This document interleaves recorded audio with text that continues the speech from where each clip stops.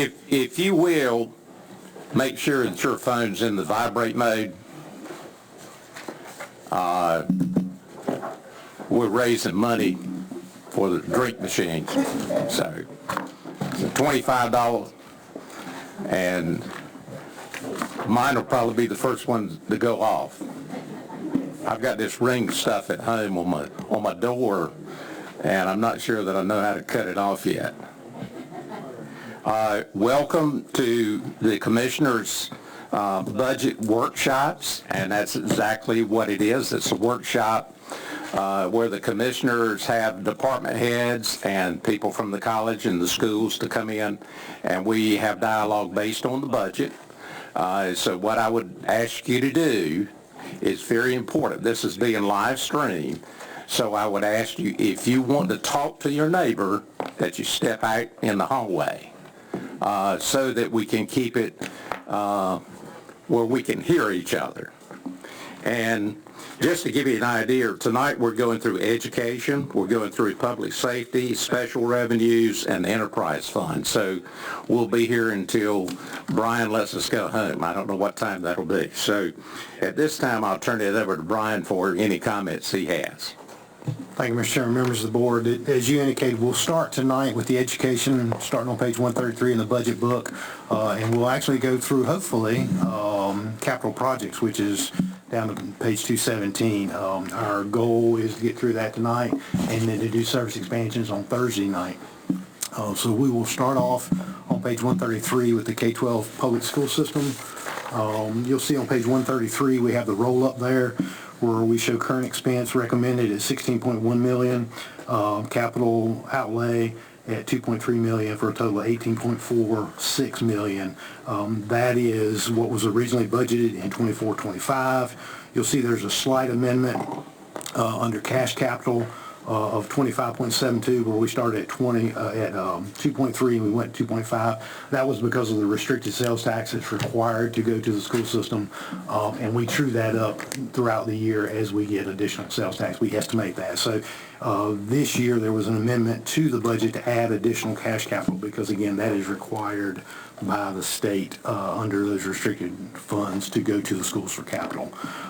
You will then see on page 136 is the school's request for current expense of $21.9 million, and then starting on page 137 through the back is their capital expense, and I believe the capital expense was listed at $7.9 million. So there was a $29.8 million request, and our recommendation is funding at $18.462. Additionally, part of that, when we were crafting the budget, we were under the impression that, or we built the budget with the anticipation that Snowden would be in the process of closing, and there'd be a $1.76 million realization of savings out of that. So we left those savings in the budget. That's why it didn't decrease any. Superintendent's here tonight to answer any questions you may have about the budget, and let him have it. Good evening. Welcome. Welcome. Well, thank you for having me. I'm so excited. What kind of questions can I answer for all of you on behalf of the board? Well, I've had questions from two of the board members as it relates to, could money be moved from our capital over to the operating, and Anita's got the numbers, and I think she has it on the screen. Brandon, if you can pull that up. You want to go over that, Anita? Yes, sir. Thank you, Mr. Chairman. So you might remember we actually got into this a little bit the first night of our budget workshop when we were talking about revenues, and we spoke about sales tax, and there are two articles of sales tax that were put in place years and years back, Article 40 and Article 42, that were put in place so the schools could have more funding for school capital, and it is restricted for school capital needs. So if you look at our budget, and if you take 30% of our Article 40 anticipated revenues, that's the $1.287 million number at the very top. Article 42, we're required to send 60% of those revenues to the school for capital. The county gets to keep 40%. So if you take our anticipated Article 42 revenue for next year, 60% of that is the 2.1 million. And then, of course, all of the lottery funds are earmarked for school capital.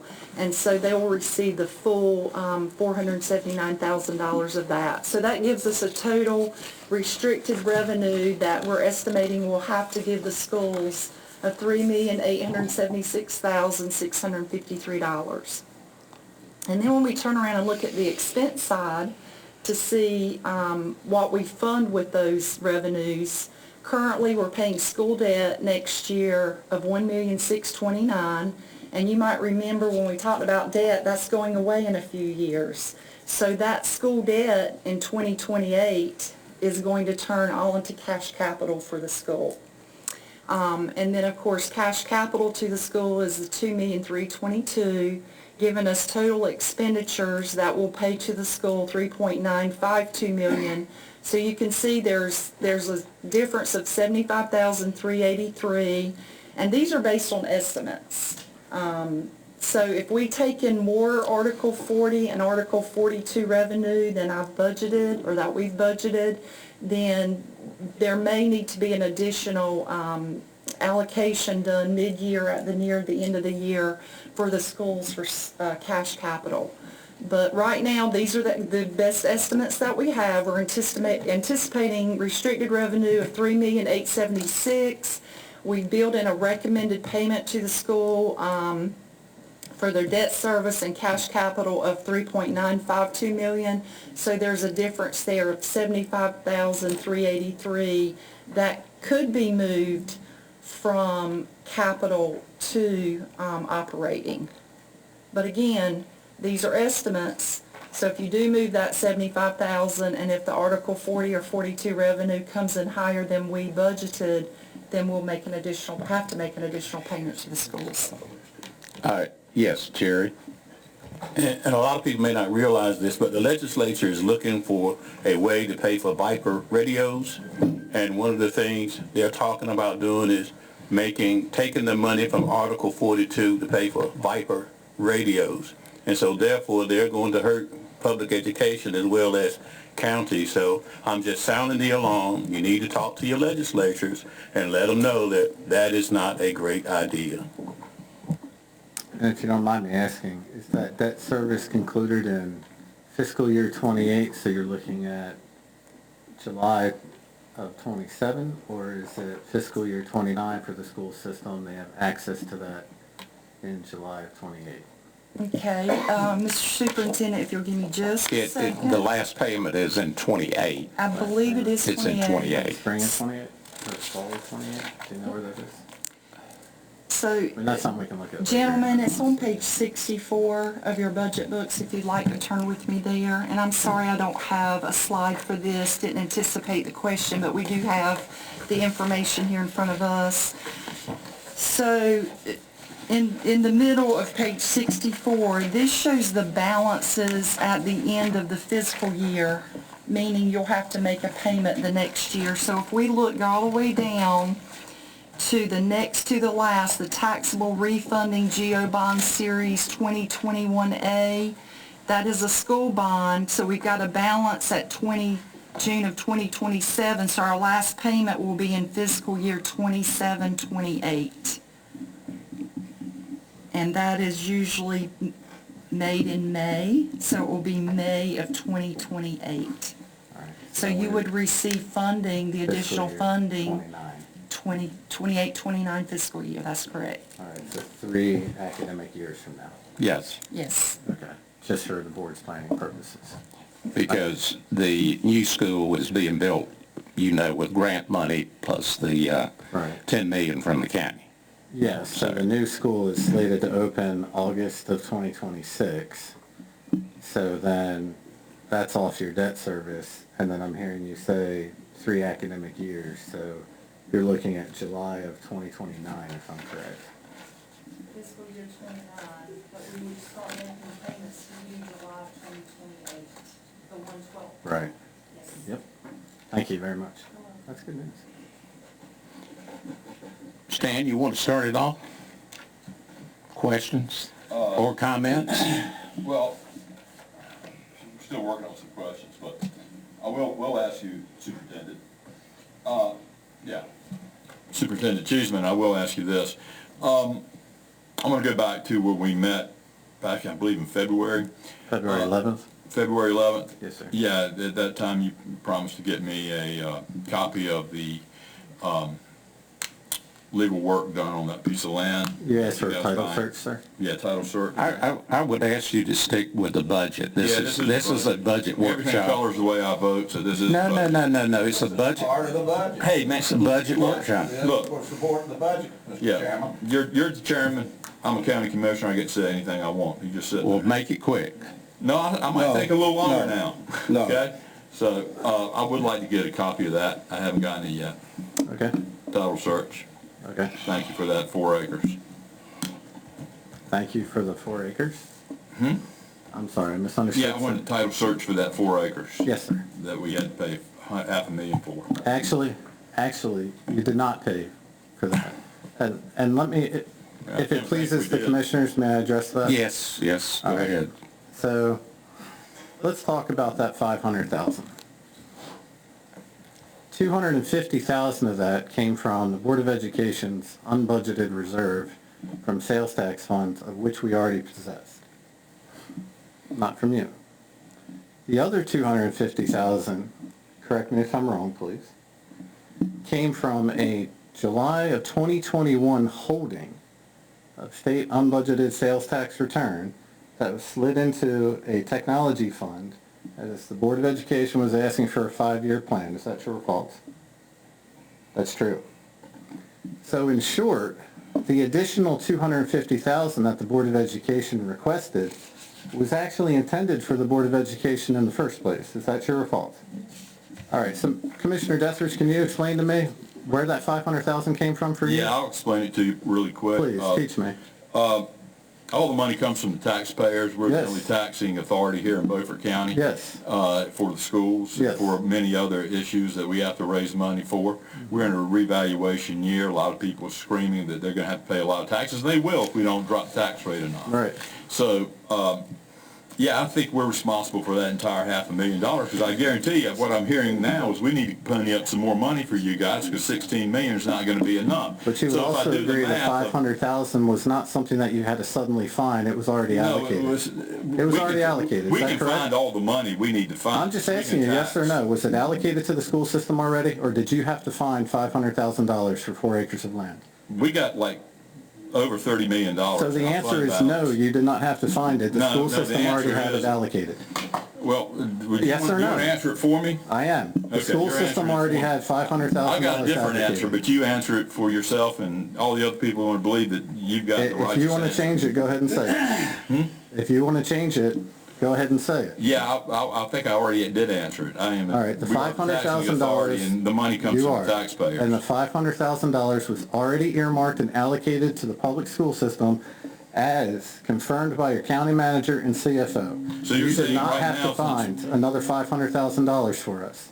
Okay, so you're saying that the 16 million that the manager's budget is giving you now is enough? We don't need to allocate any more? No, in a separate topic, no, I'm saying it's not enough, but to Well, it's a address your separate 4 topic, acres. but I see it as an amalgamation of monies, and it all comes from the taxpayer, one way or another. All right, That's kind of a math thing for me. and sir, I'm well-schooled in math. And well, so am I. So And so are the 500,000 was already allocated to the public school system. True or false? True. Mr. Chairman, I can confirm that the 500,000 to purchase the land, the schools took 250,000 from their fund balance. Based on the discussions I heard, I believe that I needed to take it from the reserves that we had for the schools, which would be the 30 and 60% sales tax Right. that belongs to the schools for capital. And that's where I took it from. And if that was wrong, then somebody needs to correct me, but based on the conversations we had, I thought that was the Thank way you. it needed to be done. Thank And you that's the very way much. it was done. Brian, Mr. Chairman. Brian, saying, So, yeah, and just to clarify though, remember, it's two different pots of money. So there's current expense, which comes out of general fund tax dollars, and then there are capital expenses that we are required to give to the school system, the restricted sales tax. So some of those funds are required to go there. So when you talk about current expense money, that is not restricted sales tax money. When you talk about capital money, that's restricted sales tax money. Now, you could add to it, and it doesn't all have to be for capital, but you have to spend the restricted on capital. And to my point, on behalf of the Board of Education, the county commissioners did not have to find $500,000 as the Board of Education had already had that money earmarked. All right, I just need the public to understand that. And this is the first time I've been able to share that, and I appreciate that truth. Thank you. Mr. Chairman, Hood, I've been sitting up here for 28 years. I have never heard of a reserve fund of tax money that's collected for the schools that's not given to the schools. Never. So we're playing games. No, we're not playing games. Hang on, listen. When the schools came to y'all last year and said, we got, I forget what the number was, it was a huge number for technology because they got a lot of money during COVID to replace technology. And they came and said, we're going to need a whole bunch of money to replace all this technology when it comes due. $2.5 million over 5 years is what the board had been asking for. And in July of 2021, you received X amount of money, $500,000. And you decided as a team to put that in a county commissioner reserve fund for the Board of Education to return at the time that they felt they needed it. That's correct. So we set the money in a reserve fund. It has to be in a reserve. It can't be spent for anything but that. And instead of sending it to the schools at the time, we said, let's hang on to it. The board said, y'all did that as a group, said, let's hang on to it and let's do it as we need to. So that's what that was for. Right, and so I go back to... No underhanded money moving or anything. The board agreed to that. Does this show up in our fund balance? It's a separate special revenue fund outside of our general fund balance that's earmarked for the school. And see, I have a problem. It's called School Capital Outlay Reserve Fund. I have a problem with all of these funds that are sitting around, and we go through, Mr. Manager, let me finish. And we go through all the stuff we got all this money that's restricted money. We're overtaxing the people in Beaufort County. We're sitting on a pile of money, and every time I turn around, there's another pile of money up here that we can use for this or that. I'm requesting right now as a commissioner a thorough audit, listing, whatever you want to call it, of all of the funds and all of the fund balances and all of the special fund ordinances that we have listed on the same sheets of paper so we can see what is going on. So Commissioner Richardson, you see that every year in the audit. Every year. For the last 28 years, you've seen that in the audit. It's shown in the audit. Look through the audit. It shows every one of those funds. It shows every bit of that money that's in there. So for the last 28 years, you've seen that. Well, what I'm having a problem with is you saying we've seen that, we've seen that, we've seen that. And we sit up here and we talk about the total fund balance. And then we break the fund balance down into these various components of restricted money and unrestricted money and all that. So I'm really having a problem with the mumbledy-peg that's being played with this stuff because it seems like certain people can always find money, pots of money when they need to find it, but we can't give the taxpayers a 10% reduction in taxes, which cost only $4 million, and we're sitting on about $28 million. This comes all into this school financing. We're doing the budget, so this is all relative to the budget. And plus, I will say this, when I was sitting up here and I voted against spending the money for the $500,000 for the misvalued land, my understanding was that was coming out of the fund balance. So what you're saying is this is coming out of a fund within the fund balance. It is coming out of restricted sales tax. That is not money you could give back to the public even if you wanted to. But it is required, let me finish please. It is required to go to the school system by law, and that's where it's going. So there are no games being played. I'm sorry that, the audit is really clear. All you have to do is read the audit, and you can see exactly where all our funds are. It will explain to you, and we talk about that every time the auditor comes and does his presentation. We talk about fund balance. In the fund balance, there are restricted funds that make up the fund balance. I understand that understanding fund balance can be complicated. We've tried to help the board understand that. I think the majority of you do understand it. Absolutely. There are state restrictions on certain money, but it still goes to the fund balance. And then there is a portion of the fund balance that is unrestricted, that yes, if you wanted to give that away, you could do that by lowering the tax rate. But you got to remember, when you do that, you're giving away one-time money for a recurring expense. And we've talked to y'all about that as well. But that's a policy that the board can do. All it takes is 4 of you to decide that. Let's back up a minute on the fund balance. So the $500,000, if you take all of the listings of the fund balance, with all of the things that are set aside that we can only do this or that with, when you get to the bottom of the page on the fund balance, it was reduced by $250,000 when we paid our part of the money to buy the land for the school. Restricted fund balance was reduced by that amount.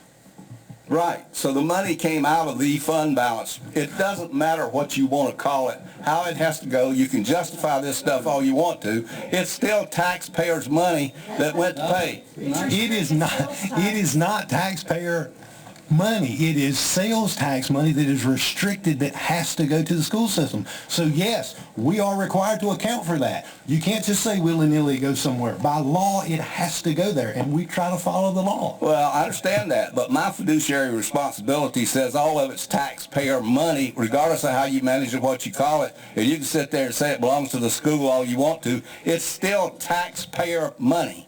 Commissioner Richardson, I'm not saying it belongs to the school system. The General Assembly who writes the laws say in the general statute that money has to go to the school system. I'm sorry you don't get that. I'm not arguing with you on that. I fully get that, but you're trying to tell these people sitting out here that paid these sales taxes that that wasn't their money, and it is their money. If it's wasted one place or another, it is still their money that's being wasted. Yeah. If anybody wants to talk, I like this. I want to make sure that everybody understands that there are people up here that understands the numbers. And it's pretty simple. If you have a pen and a paper, you can write it down, and I'll walk you through it.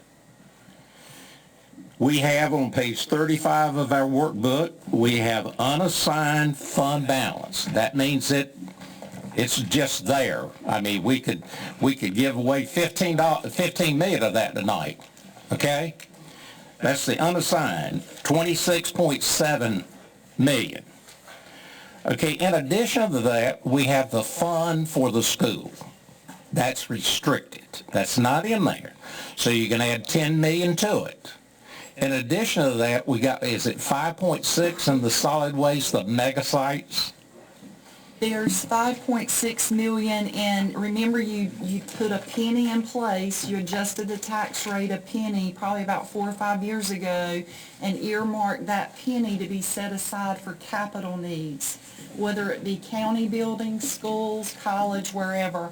That fund has a balance of about 5.6 million. Okay, so when you add all that together, it's $42.3 million. So when you hear a commissioner state that we are flush with money, we're flush with cash, we can do this and we can do that, the 26 million is the only thing that's unassigned. You know what this board's goal is?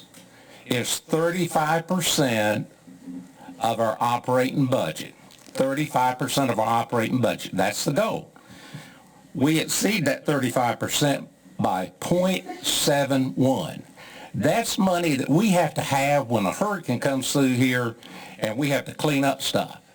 The other thing, if you keep watching TV, FEMA's getting slower and slower, and we've been very fortunate. Most of ours is cleanup.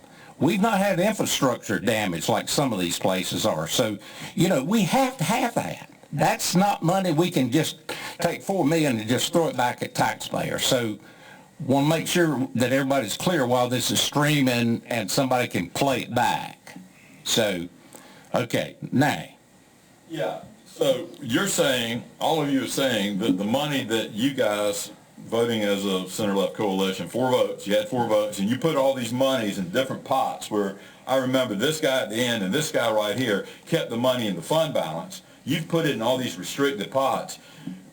Understanding that as it is, you're saying that the money that was given for that piece of property, now being revealed tonight for the first time, had to go to that piece of property. It could not go anywhere else. You could not use that money to, say, pay teachers or maybe buy more books. It had to go to that piece of property out there. No. Is that what you're saying? No, listen. That's what I'm understanding. No, listen to Brian. Commissioner Detheridge, I'm sorry, you're understanding that wrong. The funds that were used were restricted for capital purchases. Purchase of property is considered capital. Okay, so we had to use it for that capital purchase. We couldn't do a roof or anything like that with it? Is that what you're saying? I'm trying to finish my comment. Okay. Yes, you could use that for any capital expense. Like that building there at Easton Elementary, some of that money could have been used for that, right? What building at Eastern Elementary? Well, the one they're building at the lowest point of the lot. Yeah. That one. That is so untrue. Okay. Tandy, we're going to try to get some other people involved in this discussion. Hopefully, we can get back, Matthew, to the budget. Thank you, sir. Thank you. Dr. Cheese will do a couple numbers questions. Yes, sir. How many teachers do we have on payroll with the school system? Between full-time, part-time? Yeah, 417. What's this 67 I keep seeing? The number 67 Yes, sir. is based on current projections and fiscal need. 67 is the number of positions, not just teachers, but positions within a district. Can be teachers, custodians, nurses, that the board would project to have to cut if, in fact, they did not gain the fiscal need that they're projecting. Okay. And so let's talk about why. So I've given you a handout up there. You saw this back on February 11th. For those in the room, the Board of Education has seen it. And so, Commissioner Dunn, with respect, 3 major ways that a Board of Education receives funding because they're not a cash-producing entity. So it's your local funds, your state funds, and your federal. And I explain it to you in that way, left to right of sorts, because unfortunately, as a county commissioner, it's very hard for you to be in your position when it's the state's obligation by law to provide a world-class education to its students. So to that point, you're making decisions about your budget before the state typically makes their final decisions. So it is very hard to figure out where exactly should you be. So if you look at the handout, first page, ADM drops over 25 years, 2,000 students approximately. But the second page, you'll notice, actually has teacher allotments on it. So PRC, the purpose code basically, 001 state, is in fact for teacher funding. So if you notice in school year 20, which was the fall of 19, Beaufort County Schools received 298 teacher positions from the state, funded.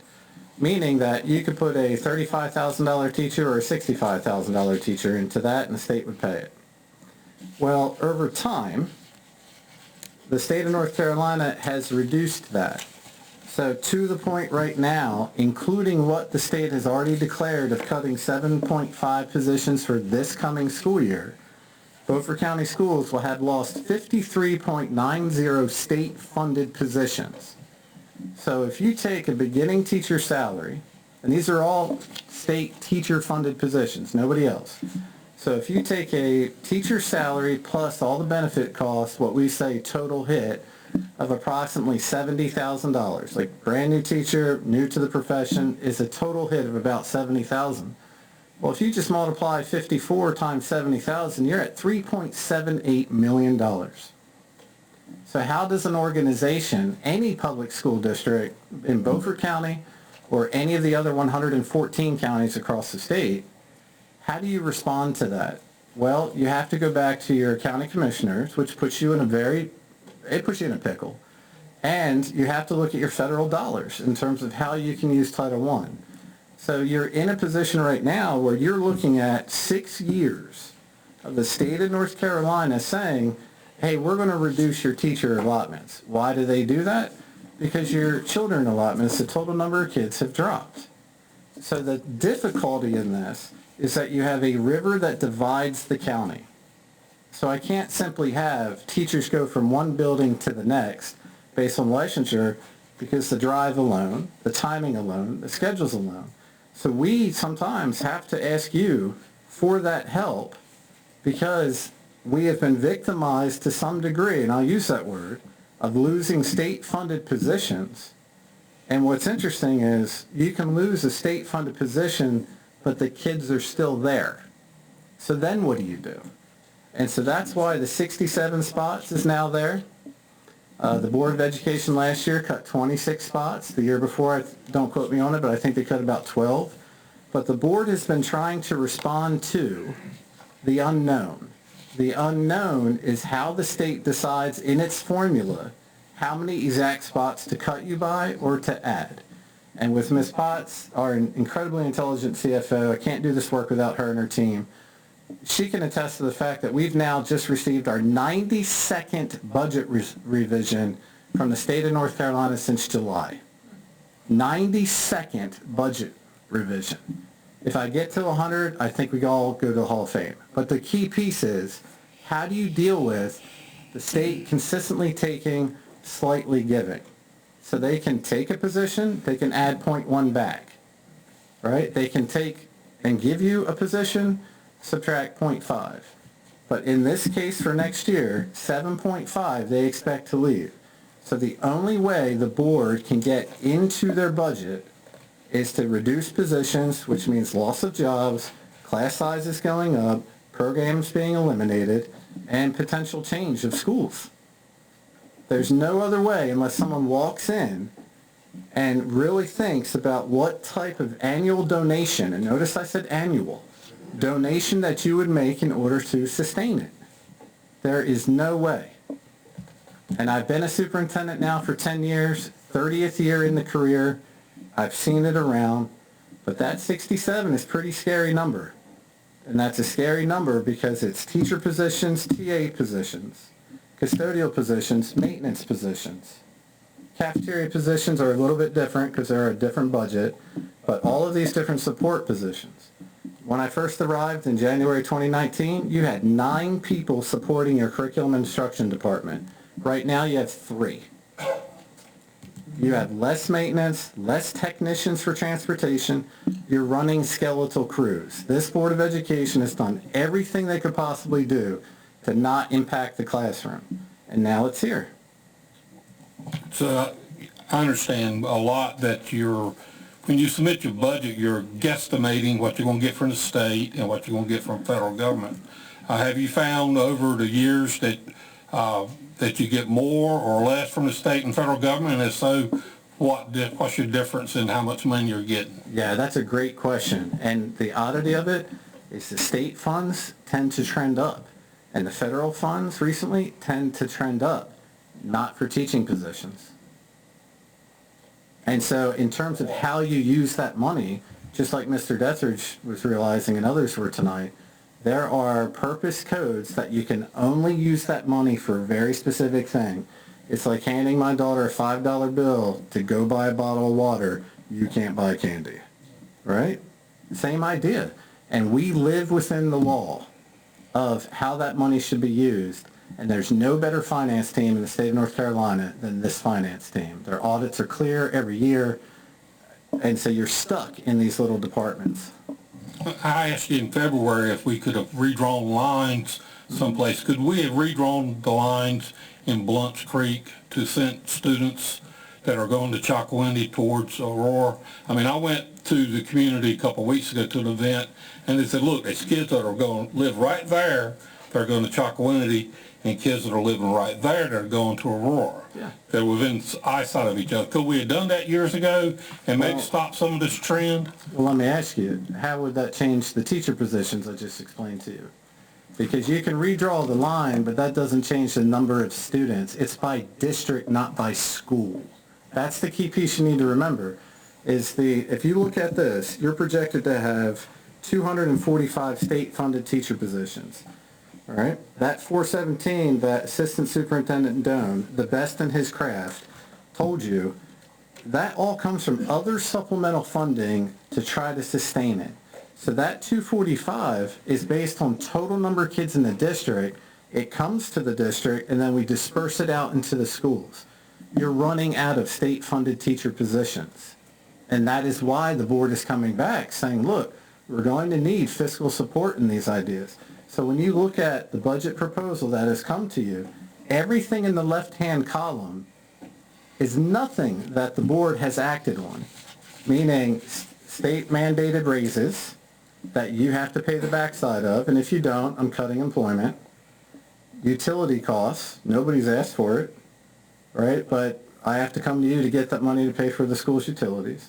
So in short, could they have drawn the lines? Sure, but my question is, how would that have increased your student populations as a district when the trend sheet I've given you of over 25 years shows you that they're coming down? So in short, the location is not necessarily the matter.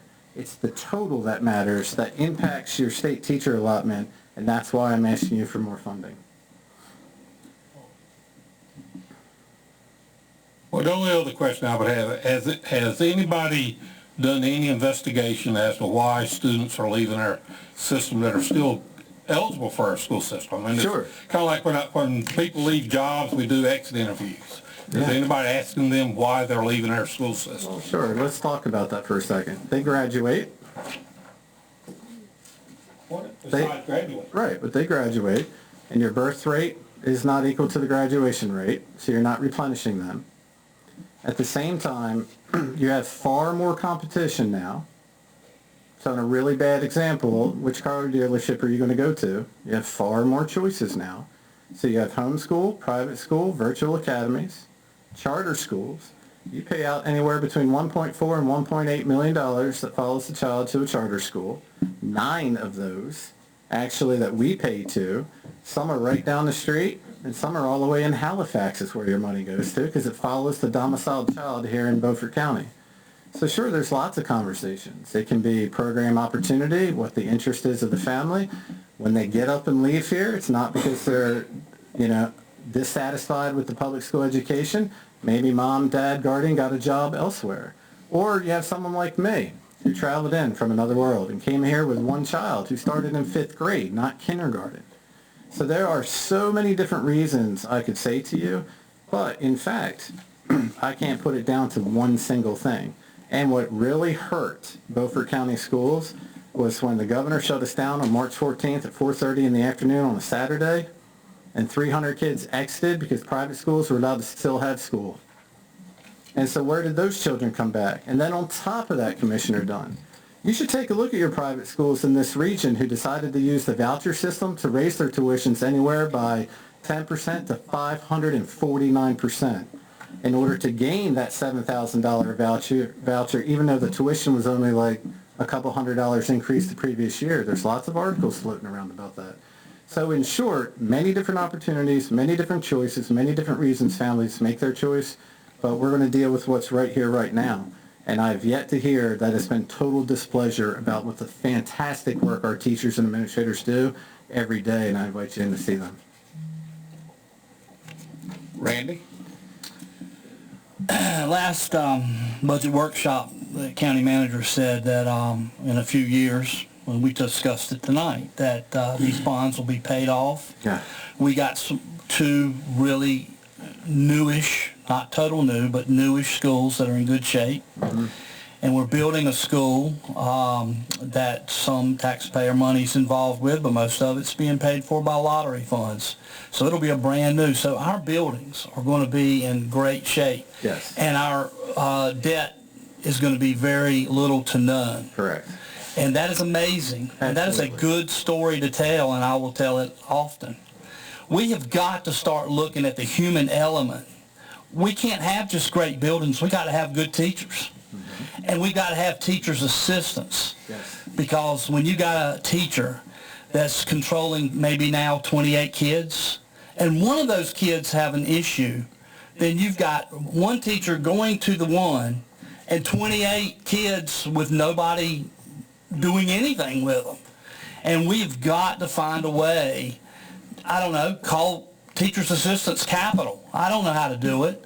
Everything I come up with doesn't seem to work out. They tend to construct a lot of things inside of a building, and I love Well, it for it. then But- that's, let's let it be that. But we have got to figure a way to improve our human element in the schools, because having a school with nobody in it is just about useless. And it seems like, Raleigh, and it seems like two people on this board would just love to see us all fail miserably. And I'll be damned if I'm going to let it happen. And I appreciate that. And if you don't mind, I'd like to respond to that. Okay, Can I respond to that just to wait add? just a second. Yeah. Once again, we're here having dialogue. You're welcome. You ever been to the Masters? They clap between the shots. They clap between the shots. Yeah. They clap between the shots. Okay. Hey, I didn't ask them to be here, but that's how dedicated they are, and they're being very respectful, and I hear you. Yeah. All right? Can I respond to that? Yes. real quick? Yes, All right, sir. So, California Cheese came to Beaufort County and wanted to stay here.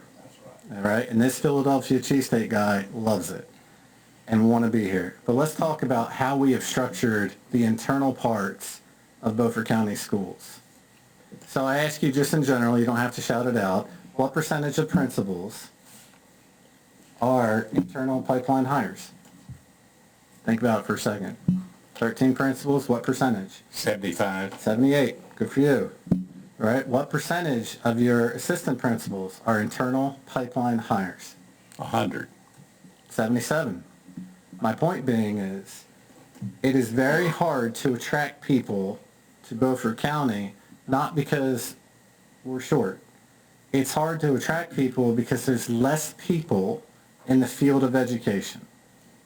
And so to that, districts are now competing for the same people in the most singular term, meaning that one math teacher, 5 districts are going after that one math teacher. So let's talk about your administrators real fast. Biggest hearts, greatest brains I've ever been around. Love them. But to that, they're also trying to bring people into the profession. So what I truly believe is the number one thing we need to do in order to sustain this public school system is to make sure that all of our associated behaviors of how we talk about public school are moving in the same direction.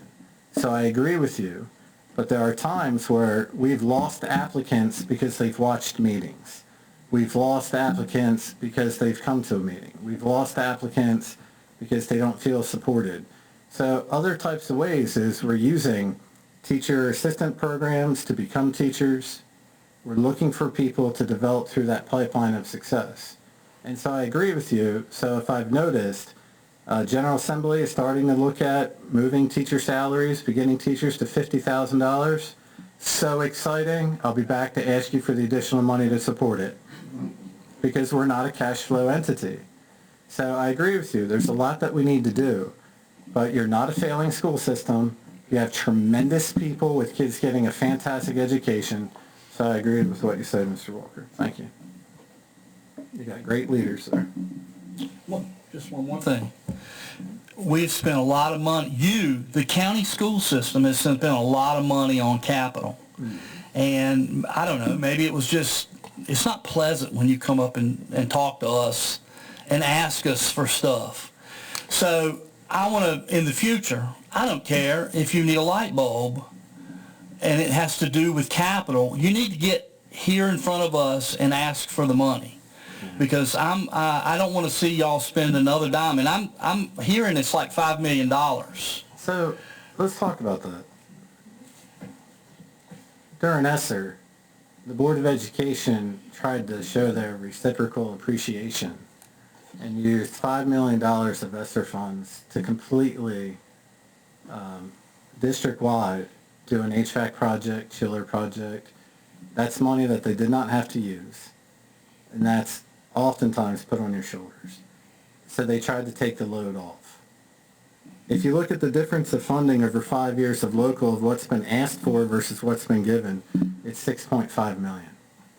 That 5 million could have cut into that gap, but you're working year to year to year. So we know that you're doing what you think is best. My only request, whether it's my voice that you hear, or these very people that you hear, or other teachers and professionals in our school system, is that when they put a dollar figure in front of them, in front of you, like when they bring it to you, please believe it. Because nothing upsets a professional educator more is when someone who's not been in our school, someone who's not been in the classroom, someone who's never taught a day of their lives doesn't believe them and looks at that number and says, we're not going to fund that. And then the state doesn't fund it, federal government doesn't fund it, and then all of a sudden programs are changing and class sizes are going up. So to the point is, Mr. Walker, yes, I think there's a lot of things that we can do, but there's going to be a balance between the board and the county commissioners of what maybe 2 to 3 different projects we could all get our hands on and show our community that we are moving forward. One of those was the new school, and I very much appreciate it.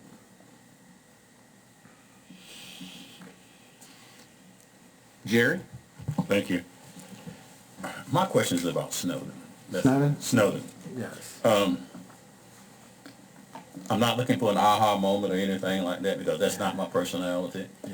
But over the past 5 years, the attendance at Snowden is low. It's been consistently low for 5 years. Has it decreased by how much over the last 5 years? Let's see. At one point we had 182, give or take a few students. Now you're down at 122. 22. Yeah. And let's talk about that. There's no superintendent who ever wants to close a school. There's no principal, there's no teacher, there's no board member. Nobody wants to close a school.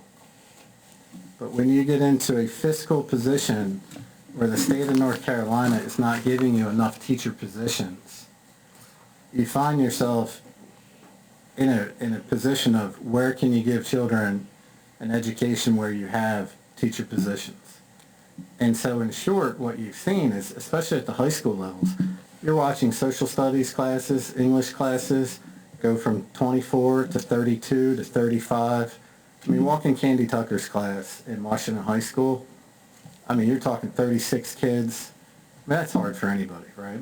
Class size law is fantastic from the student education point of view. 18 in kindergarten, 16 in first grade, 17 in second and third, respectively. But that also means that elementary always gets funded first in terms of staffing, and then everybody else gets whatever's left. So what happens in a K-8 school? Well, your lower grades are staffed, and your upper grades are left with whatever class sizes are going to be. Fair or unfair, that's the way it's done. So what's happening in Snowden? 9 of your 14 teachers are not even credentialed properly, meaning that it has been a challenge for the Board of Education prior to my arrival and now while I've been here to have fully licensed people travel to Snowden, to have long-standing employment. And Patricia Horton, fantastic leader down there, right? And so with that, she's had the buy-in into the school. But the key piece is you're up against with a declining enrollment, not just at Snowden, but across the county, a declining teacher-funded population from the state, an onus put back on your shoulders to give more money, a declining enrollment all across the district from school to school, wondering if we'll go below 5,000 in a couple of years. So the board has to make very hard choices. Now, I don't play politics, but in a conservative approach, and you're playing in this arena, the conservative approach is to move students to make sure they get a high-quality education to ensure you have enough people to do so. And that is where the board is stuck right now. And I'm not sure it's going to get better. And I can say with flat funding, including the Snowden amount, don't think it's a hit. But in short, people are going to lose jobs.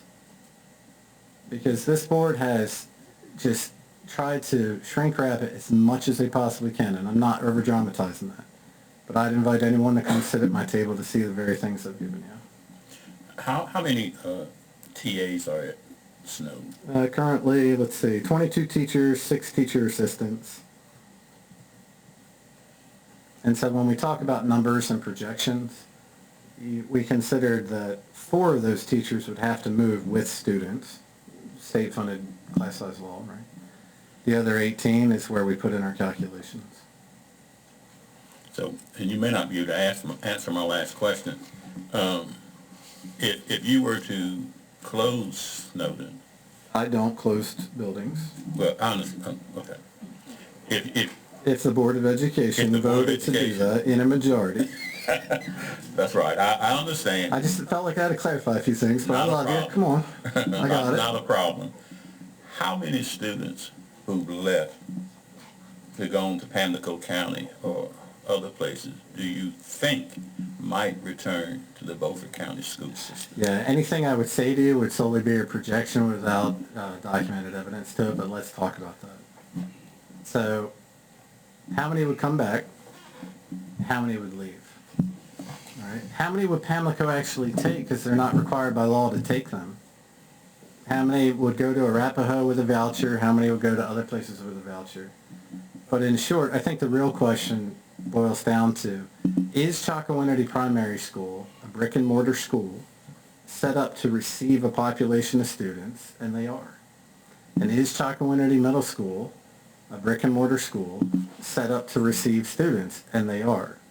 And so when we look at 22 teachers, 6 teacher assistants, but also projections in our district for vacancies and staffing needs in other places, Assistant Superintendent Doan, best in his field, would be working with these individuals to figure out where could we actually place you in other places of need.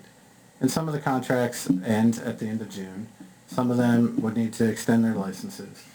But we're looking in terms of how we can put people in open places. That's the best of our ability, but even more so, continue the quality education. And my last question is this. Sure. If, in the event of closure at Snowden, is there a plan for the staff at Snowden? Yeah, so as I'll just review again, the plan for the staff is to work individually with Assistant Superintendent Mark Doan to look at their licensure and credentials to see who has a viable option to go into another vacancy inside the district. And so at least 4 of those teachers would travel based on class size law. Everyone else would have to make professional choices. So if they would like to stay with Beaufort County Schools and their credential allows them to do so, then we may be able to put them in a vacant position. If their credential does not allow them to, then they might actually have to go back and get an update to their license. But we would try to work with everyone individually. And to give you an understanding, not just California Cheese, but when I was in Chicago, I was part of a turnaround model where we terminated 100% of the people in Bowen High School and 100% of the people in Smith Elementary School, hired 25% back. So I'm very experienced in working with people individually for replacement. Thank you. Thank you. Hood? I'm awfully confused by numbers. You have, what, about 140 students in Snowden? No, sir. How many? 122. 122, and you've got 22 teachers? Yes, sir. Aren't teachers assigned based on ADM? No, sir. That's about 7 students per teacher. No, sir. So let's pause for a second. And I mean this very respectfully, so please don't react. When's the last time you walked through the building to see the teacher versus student ratio inside the room? I haven't walked through any school buildings in 20 years, but I've spent a lot of time in school. I believe that. So here's the key. The state of North Carolina says for K through 3, you have class size law, 18, 16, 17, 17, K1, 2, and 3. Beyond that, you can put more. However, it's not solely reading, mathematics, science, and social studies. You have other coursework, including art, PE, health. You have requirements that the state puts in. And so to that, Snowden is a K through 8. There's a middle school model there. And in that middle school model, they have greater amounts of courses that they should be taking. And so to that, you have to have licensed professionals as required by state law in order to teach those materials. So sure, you have 22. Don't forget, exceptional child population. You have people who specialize working with exceptional children. Their ratios are far less, so you need to work with them. You even have CTE models now, career and technical education, models coming down into the middle school. Miss Oden does a fantastic job down there. They ask you to go see her. But even in CTE, they have a cap on the total number of students that you should be having, especially at the high school level. So in short, I don't think you should just count the jelly beans in the jar. Well, but 7 students per teacher. 7? Now, let me tell you this. What'd Well, you get? okay, 22 into 20 goes like 6 students per teacher. If you got 120 students, you divide that by 22, it's less than. It doesn't work that way. Well, wait just a minute. Let's hear me out. Well, I There's a can't wait. magic thing out there in the world that the rest of the world has to deal with, and apparently the school system hasn't thought about it. It's called management. Now, I went to a school, graduated from a grammar school and a high school, that had dual grades in the same room. Okay. 3rd and 4th grade in the same room. Yeah. Okay? And that worked because, believe it or not, we all still got educated. What you're telling me is you're hung up in a bureaucracy, that you're in a net that you can't get out of. Some of those teachers can certainly double for some of these jobs. If you have that few of students, there is no way that you've got to have teachers spending, there's got to be a lot of people sitting in the lounge down there and not out All right, working. time out. No, I'm not doing this. There is no way, excuse me, love all of you. There is absolutely no way I'm going to let you sit here and talk about teachers and employees of Beaufort County Schools and what they do with your time when I see you sitting on your ass right there. I'm talking about management. I'm talking not about you. about teachers. I'm talking about you. about management. Now- That's you. And look, here's the thing. If you're a product of a combination class 3-4, that tells me right there I'm not going to do it to kids. Because I'm just telling you right now, you don't know the laws of education in North Carolina. I clearly see it. I'm going to lower my tone, and I'm just going to say to you, we are giving the best opportunity with what we have, but there is no way I'm going to stand here and allow you to knock down principals, knock down management, have at it if you want to come with Matthew Cheeseman, good luck. But my key piece is, we love our students, we love our educators, we love our employees, and you're just dividing jelly beans, and that's not the way it works. And the ignorance of not coming into a school in 20 years, when in fact you're trying to support public education, or maybe not now that I know, and I've invited you since I've met you, and you found Snowden's Gymnasium some way, somehow, during an open forum, right? Oh, And yeah. so I have stood still about your mismanagement, and I will swallow it if that makes you feel better. But the key piece is, our educators are top-notch. Top-notch. And I would go after it any kind of way. So please, think before you speak about administration, whether they're sitting there, whether they're doing things. You can have your opinion. But at the end of the day, if you're all asking me why people are leaving, and this gentleman just asked me about a combo class from the 1950s, there's your answer. And I'm trying not to lose my composure, but in fact, I absolutely love our teachers, our administrators, our kids, but you can't run school like that and be successful. But I can also say, back in the day, you had no testing accountability. The very accountability that you then look at me about on an A through F scale, you had none. We were tested. No, not We by the took state annual level. tests. Not by the state level. Well, I'm You sorry, and I- but the present state level doesn't amount to much. Your opinion. They keep lowering the All right, standard what's- to meet so that what's your next you meet the question or requirements. accusation? Well, look, let's talk a little bit more about this magic thing called management. Okay. You got a school down there with 22 teachers, Yep. so you can handle about 350 students. No, Why not? I just explained it to you. Rewind and look. Look, I spent 25 years in some pretty complicated management, so And I've watched let's ADM drop understand 25 years. that I'm not one of your board members that you can No. snowball. No, I'll say this to you. I'm glad you said that. You've been a county commissioner for 25 years and the ADM's 28. dropped, 28 years and the ADM's dropped 28. My question to you is why? You guys, let's go back. You are managing a school for failure. What I hear from you and what you're saying over and over again is let me justify why we failed. Let me tell you why we failed. Let me give you these excuses.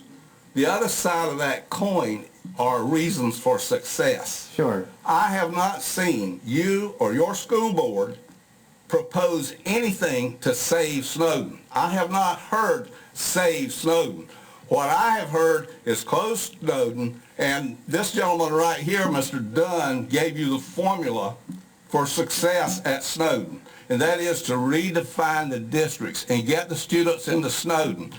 There was a minister at the meeting at the gym that I went to, and he said something that was very important.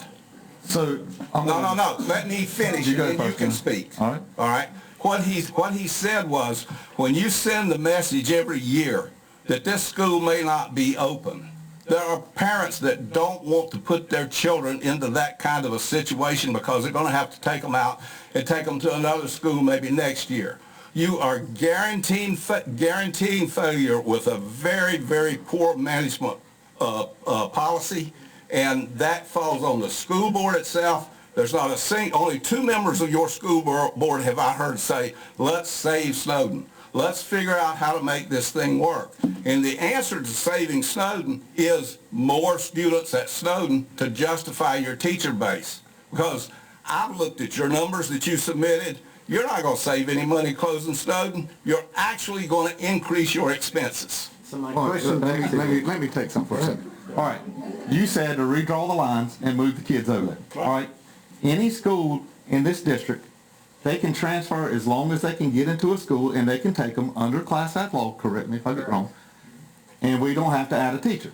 So if you're in Aurora and you want to go to CPS, you can go ahead and do that. We got kids that go to Eastern, they're supposed to be at Eastern, they're at that. We got kids that are supposed to be at Northeast, they're at that. Their parents take them there. It's called open enrollment within the district. Do you get that part? Mm-hmm. Okay. You just said that we couldn't take the $1.7 million in savings. He's explained to everybody on this board, we're funded as a whole. As a whole, not as the 112 kids at Snowden. So when we're funded as a whole, that money moves with that child where it moves. That's correct. So how are you're talking about saving all of this money at Snowden. You're taking credit for state money and adding it to a county budget. All right, you took $1.44 million in credit for teachers that are paid by the state, and you said that's a savings for operating that we're going to have when we operate the Snowden school. That's money you never had, you never saw, and you never will see. I got one question for you. I sit there and watch your meetings. Are you ready? Yeah. Are you for community schools? Yes. All right. In community schools, what do you get? Small class size per teacher, correct? Is that an answer, yes or no? No, that's not an answer. It's called, again, I go back to that magic thing that you guys have never heard of. It's called management. No, I want you to back up. That was a yes or no question. In community schools. No, I'm not answering the question you won't want it. It's up to you to manage those districts to have the students in the school. All right, That's so what if you we do. don't collapse positions, other teachers in this district are going to go to teaching 32 kids per classroom. Per classroom. Well, I don't believe that. Okay. I don't have to believe well, I don't believe the it. school district's like that. Brandon, can you bring up the slide for me? Okay. When I go to the association meeting of county commissioners, we have almost 80 counties in North Carolina that are just like Beaufort County. And it's very simple. The population goes down. We're not having enough births in the county. The student enrollment goes down. So Beaufort County is not unique. And what's happening, if you visualize that, and I know some of you don't like to hear this, but if you visualize this as a business and you look at the cost centers of every school, this is what you will see. Last year, Snowden's cost per student was $22,493. Now, I think I used 119, and I can't remember where I got that from, Dr. Cheese. It was the current enrollment at the time. Okay, but the average for the county was 12,412. What that means, if we had one school that was big enough to put all of our students in there, we'd be on the same playing field.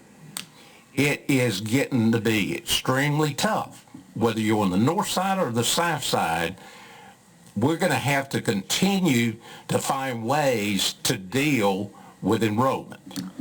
Support that. Bath has 526 kids, average cost $9,300 per child. Yes. Northeast has 320 students, average cost $13,400. Snowden has, at this time, 122 students and the 21,000 and change that you're talking about. I mean, it's here. In NC State, when they did their study, The ORED study of 2018-2019. and if you went back and look at the enrollment, they were pretty well for the county, I think, total number of people there. It is costly when you have small schools. I know we have people in this room and up here that think small schools are, the way to go. But to get more dollars and use it wisely, if the funds are limited at the federal level and at the state level and at the county level, you have to do something. And one of the things that we did with the merger or the combining the two schools here in Washington, and I'm not sure where this number came from or whether I had a dream and I used the number. But by pulling these two schools together, we'll see a savings. I don't know what it's going to be, but it may be $500,000, $600,000. We'll know once we get it built. Right. But this shows you, I mean, in the business world, if you have a call center that's double the average, sooner or later, they shut it down. And in the 2018-2019 ORED study, Matthew Palmer and his associate stood in front of all of you on May 9th of 2019 and said, here's the recommendation. It's the recommendation that you consider closing Snowden and ultimately 2 high schools and move everything back towards the Washington area and Chocowinity. All right? And at that time, their number one recommendation was closing Snowden. And so you're 6 years later now dealing with the fiscal issue. In that regard. One of the other words they used was repurpose Absolutely. buildings. Here's the good news. I want people to understand that the commissioners, I think, have done a good job. It may not look like it on paper, but the State Association of County Commissioners pulled together a lot of data. Beaufort County is ranked number 25 in local funding in the state. That's correct. And I'll read that again. We're ranked number 25 as it relates. That's correct. But we have 80 school districts that are just like us that are in a pickle and doing business the same way you did 20 years ago, even 10 years ago, won't work. It won't work. So, anybody else have a question? Yeah, I want to go back. Respectfully, do I need to go back? I want to go back. Not if it's coming back on the management, Thank on you. your management style. No, you don't. Tell me what You to say. you don't have to stay and listen to that. I want to say this.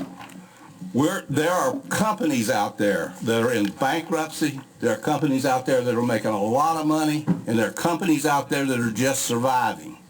We're talking about management.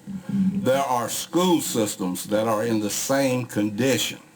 Education is a little bit different than making money because you can count money and you know whether you made some or not. Cramming a bunch of kids into a school to save money is not what education is about. And anybody who thinks that that's what it's about, they really need to rethink what they're doing. They really need to rethink what their value system is because it is not about how many kids you can cram in a school in order to get to get your so-called cost down. It's about quality, and it's about the students that you produce and the superb students that you produce. Beaufort County has not been doing any of that. And the reason we haven't been, and people have been leaving the system, and the reason that that's been happening is because we have a bad management within our school system. And that includes the system from the top to the bottom. So let me respond to that real fast, and then I'm going to exit. I'd like to introduce you to Lynn Whittington, who's the principal of an A school in Beaufort County Schools and on the verge of being announced as a National Blue Ribbon School.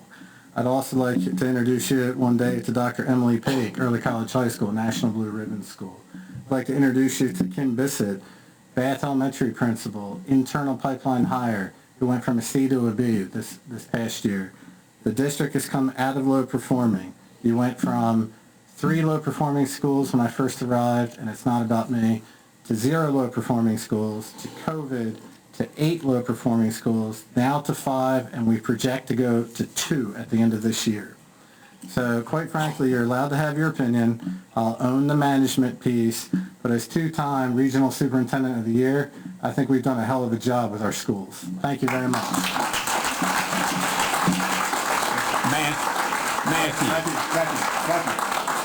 Matthew, I forgot to mention this when we got started. Ed Booth is on the National Association of County Commissioners, and he is stuck in either Minnesota or South Dakota. He's stuck in Minnesota, on his way to South Dakota. Yeah, so that's why he's not here. Also want to thank you for your management style and what you're trying to do, because I understand it as a business person. TW understands it. We've had conversations about how do you do it when there's limited funds. Absolutely. You have to operate it as a business. I invite you all to come through our schools at any time, and if you stop by my office, I'll give you that Phillips cheesesteak. Thank you very much.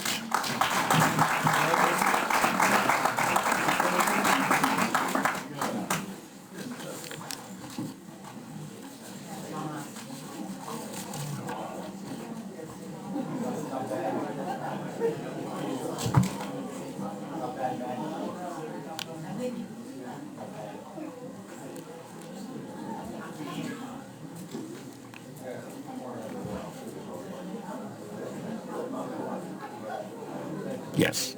Okay, so now we'll move to page 149, which is the community college system. You'll see that the recommended budget on that is 3.9. You have essentially the same funding stream there. You have a current expense amount, and then you have a cash capital amount. So the original last year was 4.1. Brian, you might want to wait. We're just getting a lot of noise.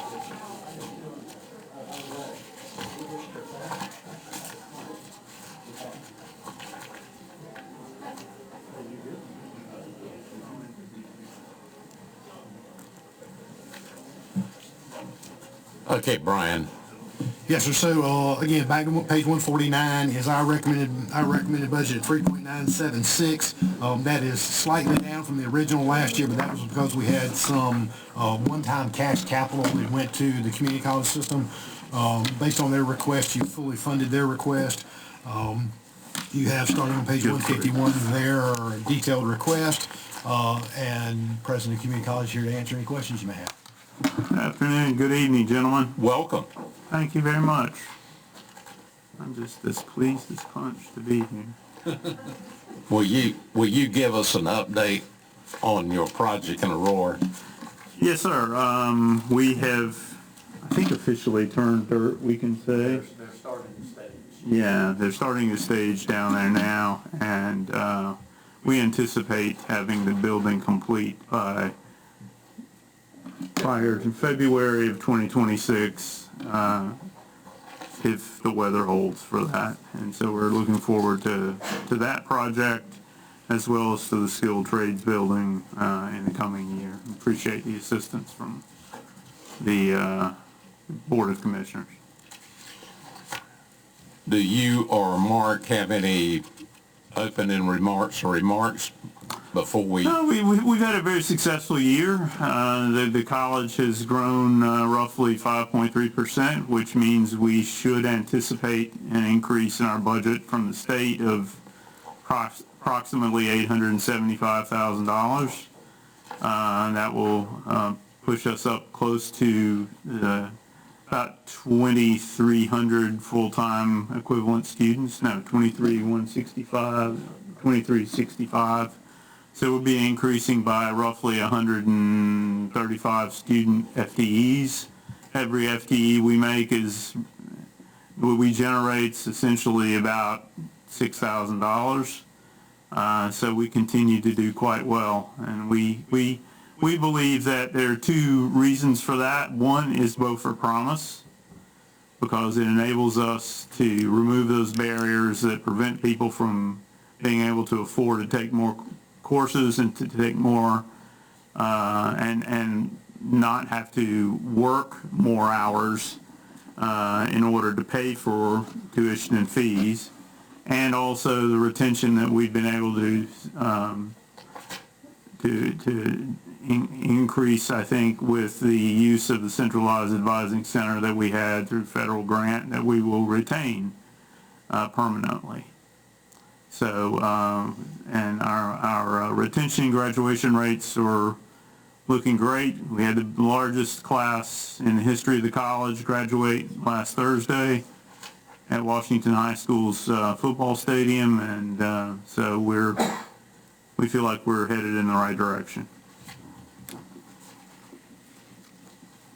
I'll be glad to answer any questions you may have. Yeah. Talking about funding, is the advisor to your LGBTQ plus club paid by state or county funds? He is a state employee. He is not paid to be the advisor of the LGBTQ club. But he is the advisor, He's the advisor. and his salary is paid by state funds. State funds. Thank you. Jared? I really don't have any questions for you. I just want to say continue to do what you're doing. You're helping a lot of people who ordinarily would fall through the cracks, so just continue to do what That's you're our doing. aim. And we're going to continue watching and applauding. I appreciate it. God bless you, sir. Thank you, Reverend. Appreciate it very much. I'd like to say I'm a real fan of the fire school you've got going on out there. I mean, I wish that was around when I was coming up through the fire ranks. I've started out, I didn't even know which end of the hose to point to the fire, but you've got a great class and great teachers, and you really teaching the things like it needs to be. We're in all 4 counties with those academies now, and we feel like we're really making a difference out across the entire region that we serve. So thank you very much. They are excellent. They're real professionals. Tandy? I was looking at your vehicle replacements. You got on here, you're gonna replace a patrol car for $16,000. Where in the world are you getting this? Used highway patrol car. Okay. Yeah, we don't buy new stuff for BLET usually, and for our own police department. I want a new forklift in the welding shop too, please. We'll definitely look into that. Is he a student? Is he a student out there with in the forklift department? I think he must. I think he teaches some for us, and maybe the forklift is not acting the way it should. Okay. Yeah. Has the illegal population started dropping yet at the community college, and is the foundation still paying for Beaufort Promise? I'm not familiar with what the illegal population is, and so I can't answer that question yes or no. And the foundation will pay for the tuition and fees of those folks who have needs, and also for the textbooks for people who have needs. Yes, that's my answer.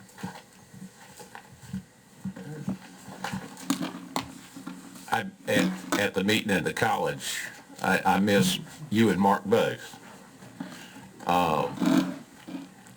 but you've got a good staff. They kept the meeting going. Appreciate that very much. Yeah. Yes. And so thank you for helping us with the facilities very much. Brian or Anita, everybody good? I just appreciate the work y'all do, so. Thank you very much, Commissioner. Had been a student, I was a student there at one point in time, and then having taught Bill E.T. for, God, 10, 15, maybe 20 years and stuff, so I understand what's going on there, and appreciate the fire service, like Randy says. We'll get a lot of use out of that, and I think that program's grown leaps and bounds, and Tremendously. and, you the know, last few years. that's a program that if you pay any attention to it, that's getting harder and harder to get somebody to respond to calls now and getting the kids trained and in it and interested in it. It's a very viable, good program too. So. Thank you. It's a particular problem out in Hyde, Terre, and Washington counties and parts of Beaufort County as well. Yeah. Thank you. Thank you very much. Appreciate your time. Thank you. You and Mark both. Brian? Hey, Mr. Chairman. Yes, wait a minute. I would like to introduce one of our Board of Trustees members who is here, and that's General Kurt Ryan, who's with us, and we're so glad to have him on the board. He's been a fantastic asset for us. Since he's my boss, I figured I'd better introduce him. He's one of your newest, okay. Thanks. Brian? Thank you, Mr. Chairman, members of the board. We'll be on page 155 now, starting under public safety with the sheriff's office. As you'll recall, the sheriff's office is broken down into 3 different divisions, essentially. You have the administrative and operations, you have jail, and then you have communications. If you go back to the roll-up sheet on page 37, the operations under the sheriff's office, which is the patrol deputies, that budget is up 7.2%. Mostly related to vehicle price increases. The jail is only up 0.6%, and communications is only up 1.1%. Sheriff and Chief Deputy are here tonight to answer any questions you may have.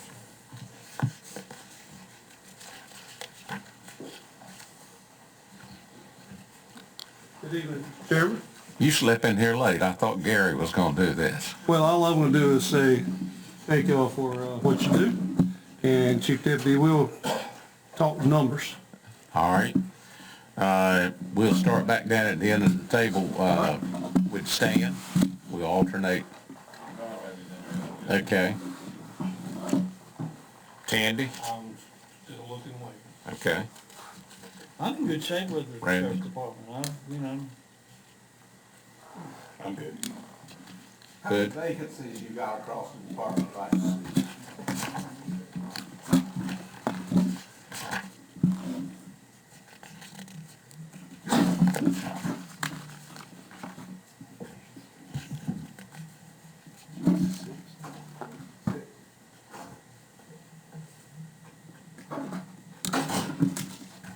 So it's broken down, so we have in support services 1 vacancy, criminal investigation 1, special operations 1, school resource officer 1, and then patrol 2.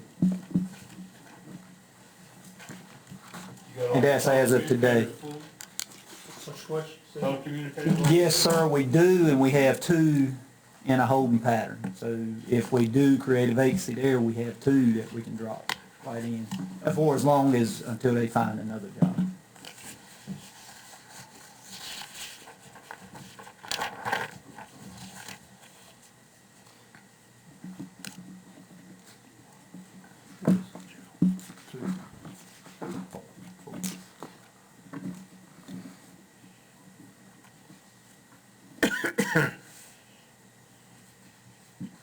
You still looking, Stan, or you got one? Yeah, I got a question. Have you identified any illegals in jail?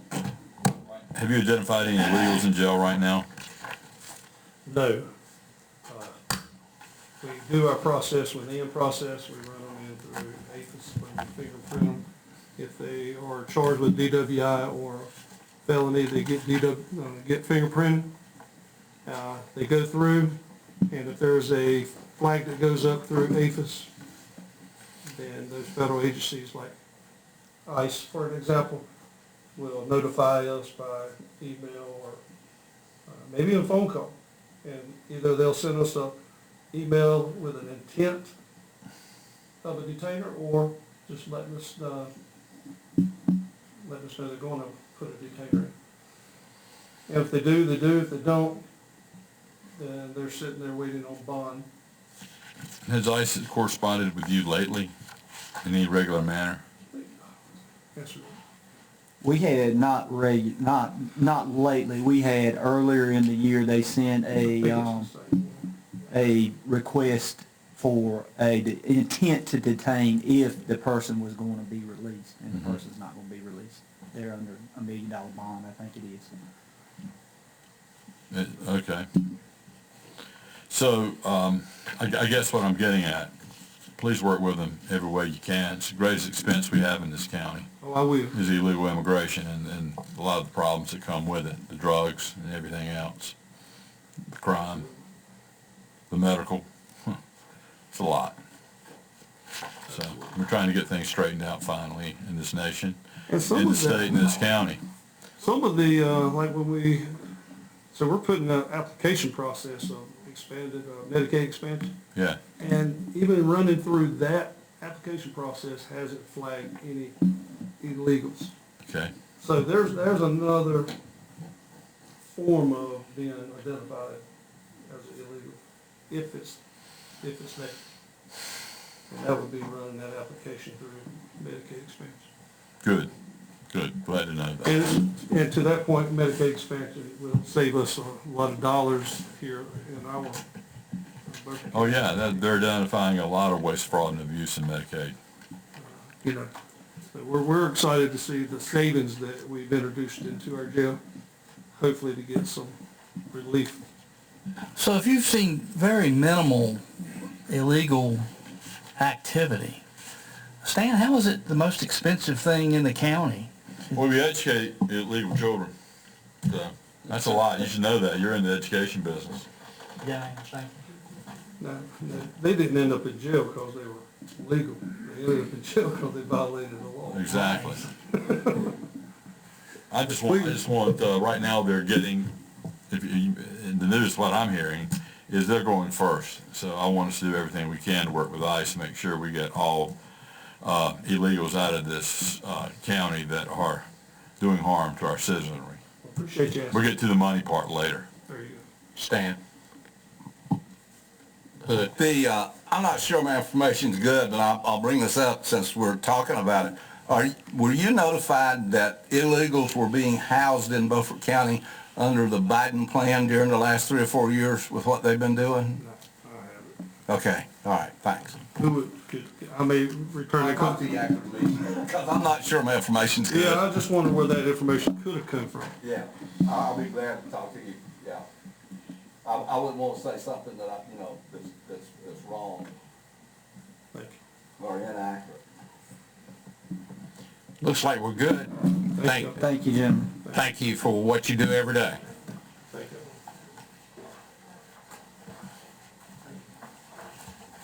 Brian? Thank you, Mr. Chairman. So we'll move to emergency medical services on page 164. You'll see on the roll-up on that, EMS is down $78,379 year over year. That is mostly related to a capital expenditure that we did not have to project for this year because you're going to do it early. So be glad to answer any questions you may have on that one. Any questions? Chris? Any questions of Chris? Oh, You got any questions? Okay. okay. You ready to move to the next one? Yes, sir. Okay. So then emergency management is down $72,309 or 12%. That was a vehicle purchase in the previous year. That's on page 166. So you'll see there's no capital this year. That was done last year. That's what drives that number down as well. Be happy to answer any questions you may have on that one. Any Anybody? Okay. Animal Control Services on page 168. They are slightly up by $18,000, 3.7, mostly personnel and benefits related to that. But happy to answer any questions you may have on that one. We do not have any capital expenditures recommended for this year on that one. Everybody good? That's on what, on page 181? You're on page 168. 168. Oh, okay. 168. Animal services. Oh, okay, all right, good. Okay, Brian? So our next one is forestry, page 170.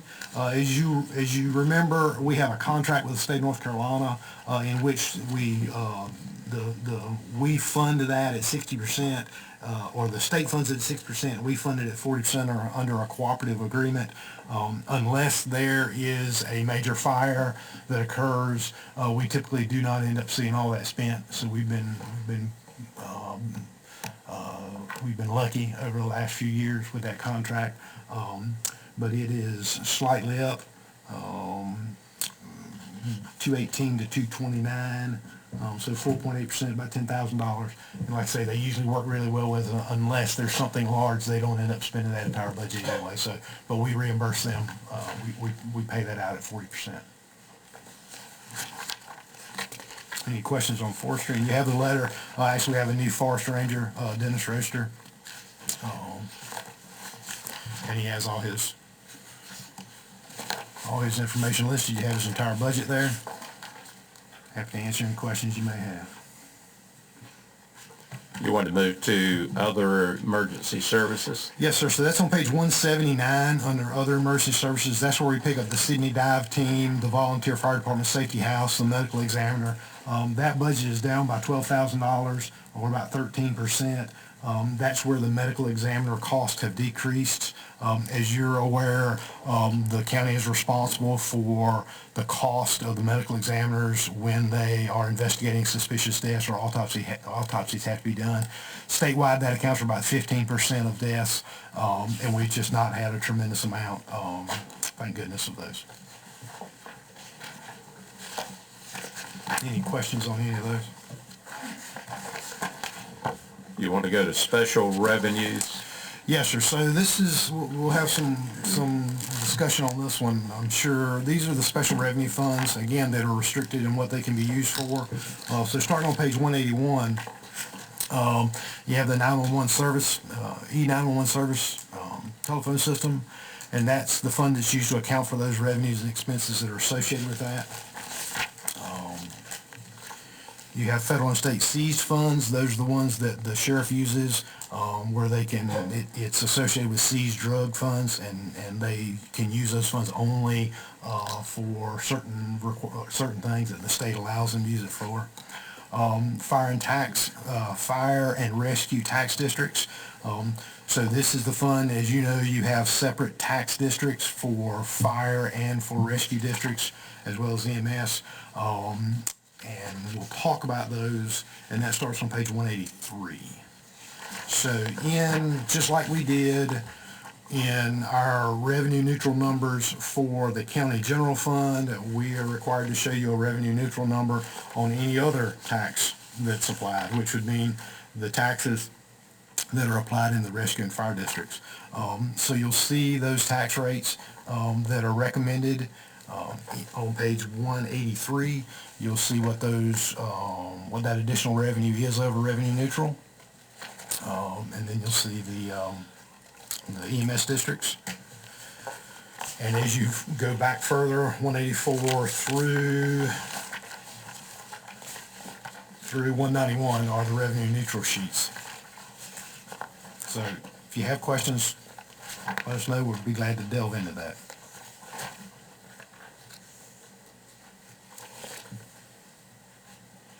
Oh, I have one question having to do with that. I was busy looking at something else. Excuse me. When does this Beaufort Promise Special Revenue Fund end? We're in the third year of that, so you got one more year. Another 200, we've got another $500,000 to spend on that, right? It was $250,000 a year. It was $1 million, right? Yeah. And we're only, I'm not sure if you have the balance on it. We don't have the balance on it right now, we can get it for you. It's- when it ended, Yeah, it's being reimbursed. I don't know that we don't just send that money to them. It gets, it gets drawn down as they use it. So we may not have used all of it. I mean, we may not be at the 750 level. I'm gonna say we're more at the 500,000 level. They're not spending the full 250,000 per year. The reimbursement requests have been about $80,000 or $90,000 a semester, so you're looking at they're spending about 175 a year instead of 250. All right, for those of you that don't know, this is the tuition fund for the community college that the gentleman was in here just talking about. I got a question.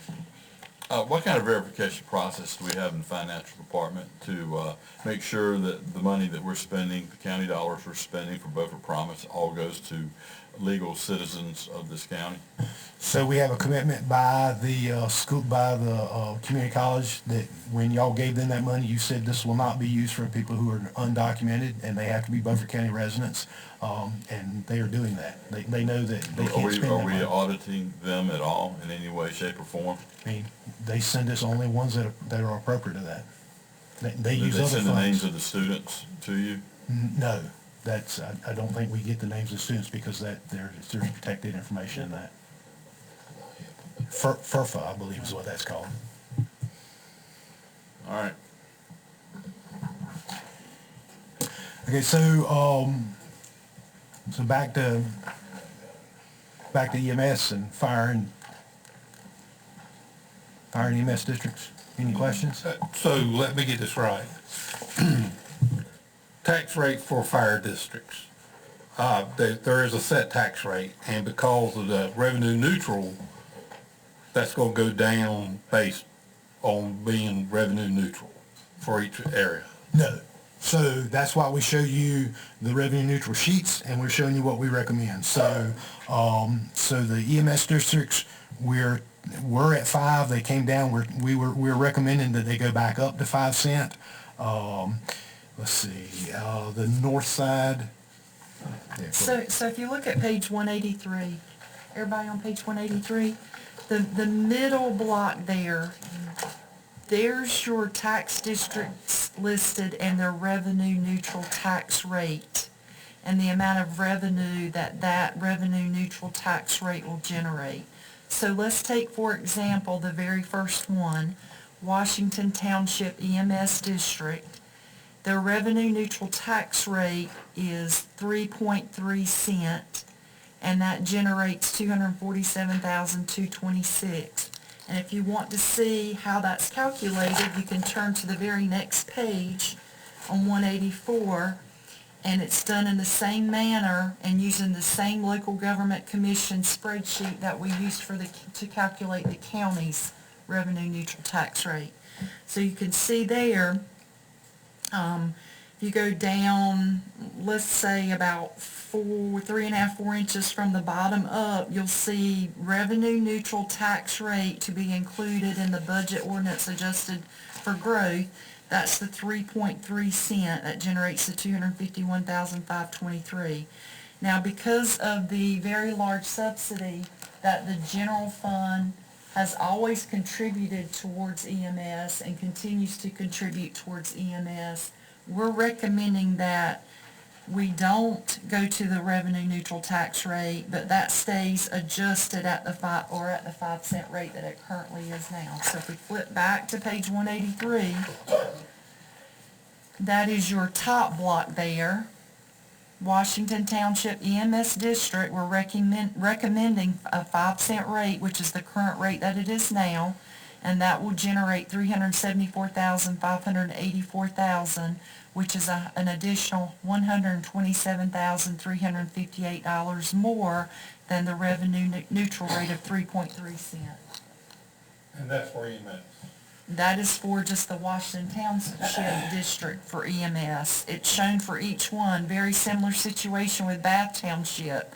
Look at the middle block again. Their revenue neutral tax rate came in at 3.6 cent. We're recommending it stays at 5 cent, which will generate an additional $197,284 for EMS in that district to help pay those EMS costs. Pantego Township, their revenue neutral rate came in at 4 cents. We're recommending to stay at 5 cents, which generates an additional $52,946.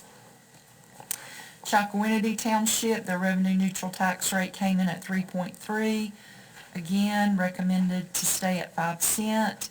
Long Acre, now Long Acre is made up of Pinetown and Broad Creek. Those are the two agencies that provide services in that district.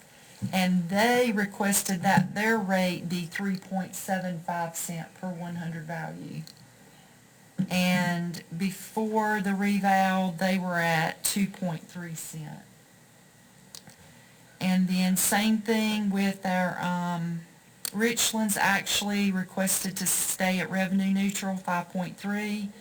They're very fortunate down there. They've got Nutrien that generates a lot of tax money for them, so they didn't need an adjustment in their rate. And then for our Northside and Chocowinity fire districts, we have the fire captains here. They have requested that their rates be adjusted as well.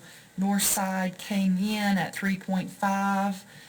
The fire chiefs are recommending or requesting that the rate be 5.1 cents, and Chocowinity came in at 2.9, and they're asking for an adjustment of a penny to be at 3.9 cents.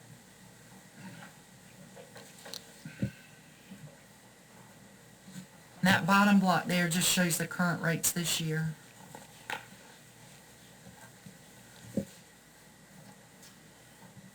So I think one of the things we talked about, Anita talked about our opportunity to try to reduce the subsidy that's coming from the general fund and using the because you're required to use the funds that are in that specific taxing district for services in that district.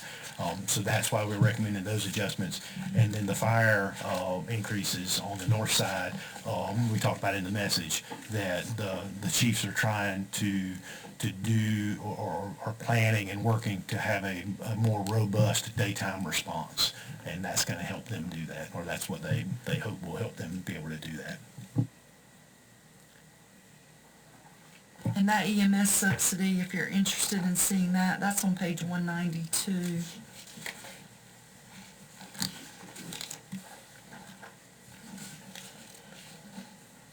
And what this shows is the very top block shows the audited numbers for 23-24.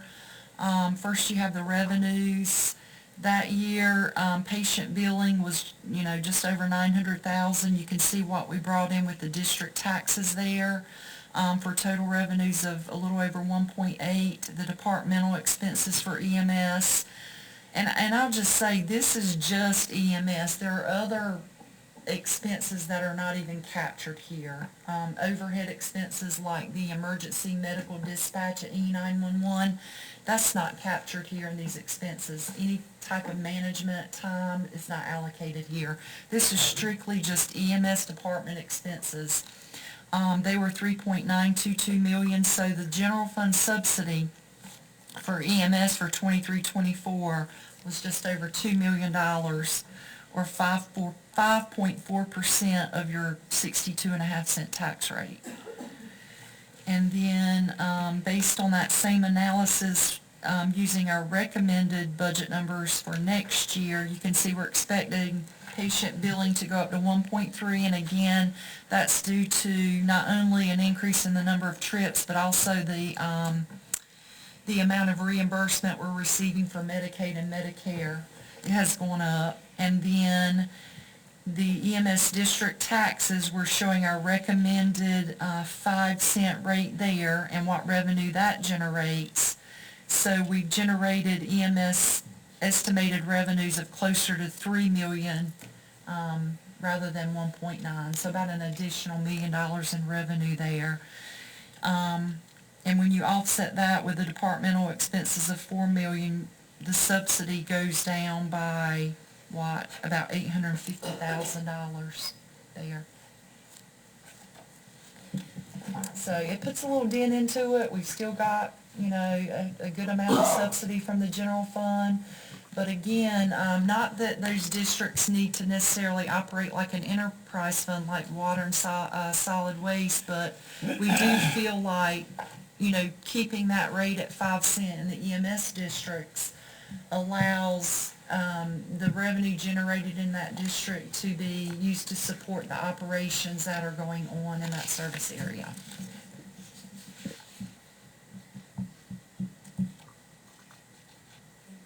Everybody good? Tandy?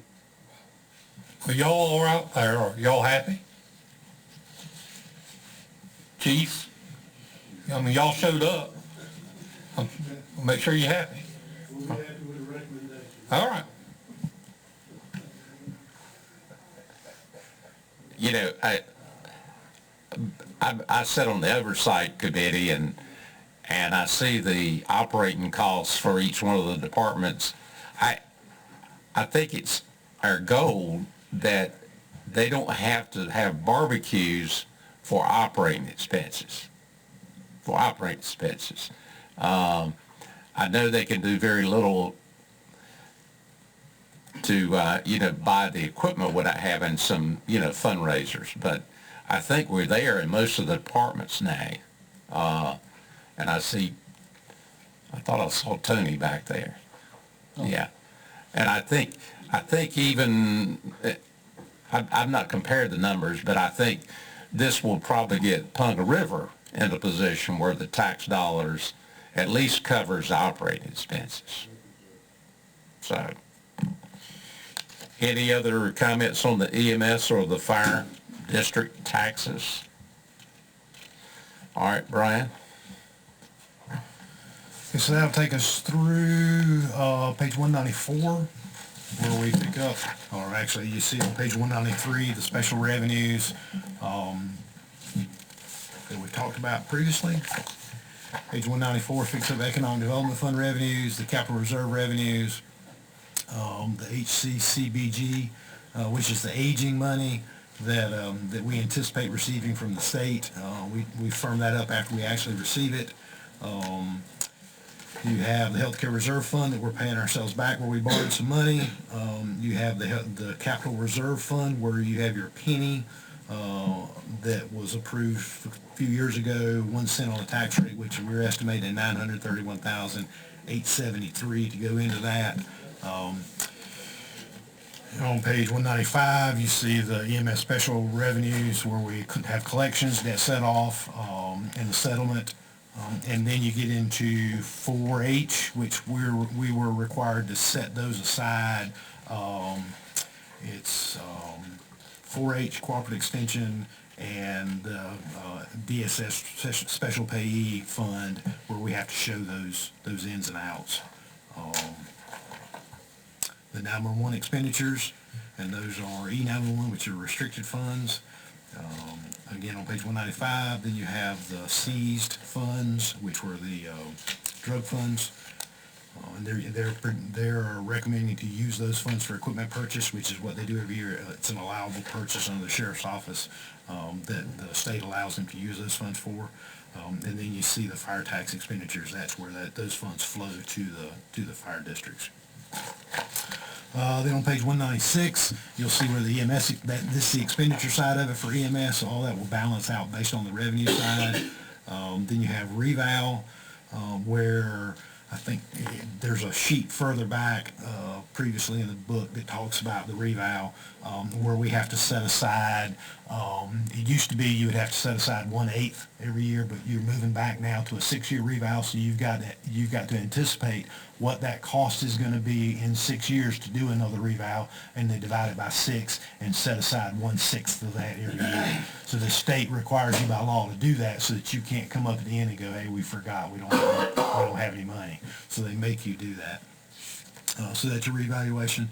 The Economic Development Fund expenditures is the airport assistance grant. You'll recall that Many years ago, when the county got out of the airport business, there was an agreement between the city and the county that there was a base rate established, and any growth, or essentially the city would be at risk for any additional growth out there, and they would get the benefit of any additional growth. So we set those funds aside. We still receive some funds for what's out there that was part of the base. You will probably also see, as part of that agreement, and we'll probably bring it back to you in a few months, as part of that agreement, once you reached $100,000, then there would be a renegotiation of how those funds flowed, because right now, anything above the base amount all goes to the city because they're essentially at risk for having growth out there. The original agreement read that once you got to $100,000 in revenue going to the city, then the county would come back together and renegotiate that agreement to determine how much the county may get out of that and how much the city would get out of it. So you'll see that coming back as the investment and growth occurs out there. I mean, they're getting additional airplanes and jets that are locating out there, so that revenue is coming up. And then again, you have your voting machine. You recall that you're still setting money aside in a special capital reserve fund for voting machines, so that when those come up like you did last time, you have that money set there and ready to be spent for those, and you don't have to go find it.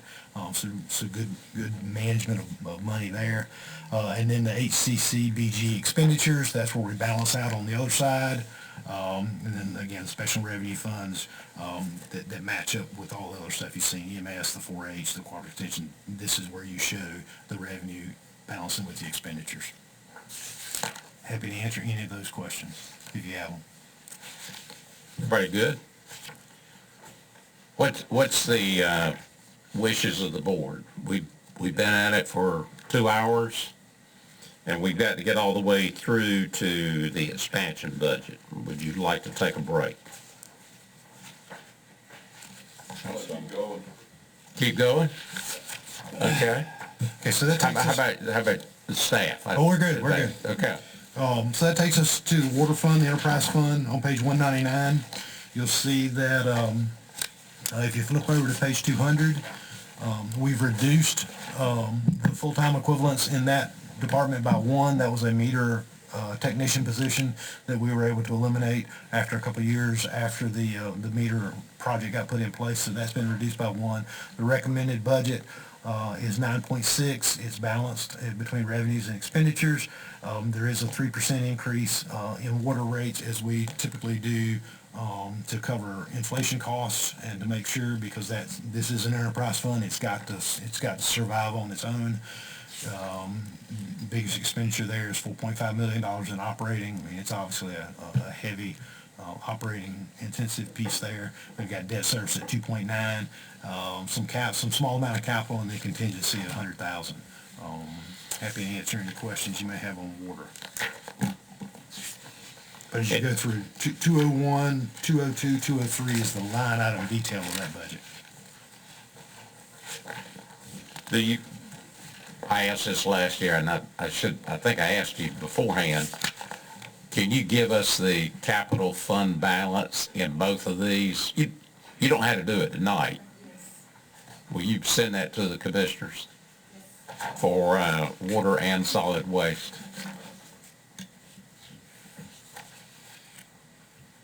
Anybody have any questions on the water department? So that'll take us to page 205 under solid waste. Recommended budget increases. Again, this is a special or a enterprise fund, so it's got to live within its own means, and we're recommending a $5 increase to that overall cost that we pay, that's charged as a fee per parcel that has a habitable dwelling on it. That is a 2.7% increase, but it is below the 2.8% CPI. Obviously, the largest expense there is the operating at 4.6. The total is 4.7. The detail of that budget is on page 206, 207. You'll also see that the Solid Waste Department has provided their tonnage numbers, both with municipal solid waste, or regular garbage as everybody understands it to be, then their electronic tonnage, their recycling, and their scrap tire tonnage, vegetative debris, and then the total tonnage overall, including all of them. You'll see that. They take that back to fiscal year 15. Any comments or questions?